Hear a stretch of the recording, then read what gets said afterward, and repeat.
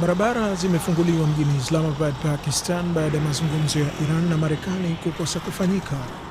Mji huo mkuu wa Pakistan awali ulikuwa uko kimya, huku masoko yakifungwa na maafisa wa serikali wakifanyia kazi nyumbani.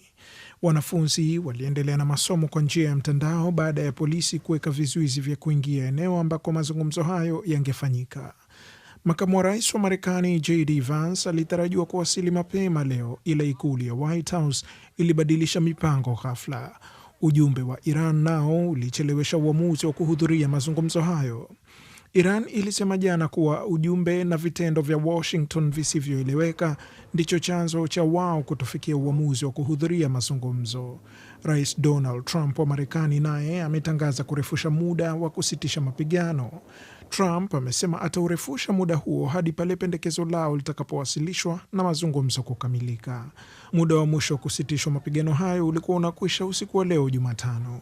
Baada ya tangazo hilo la kurefushwa kwa muda wa kusitisha mapigano, Iran ilionyesha uwezo wake wa makombora katika mitaa ya Tehran kusherehekea tangazo hilo.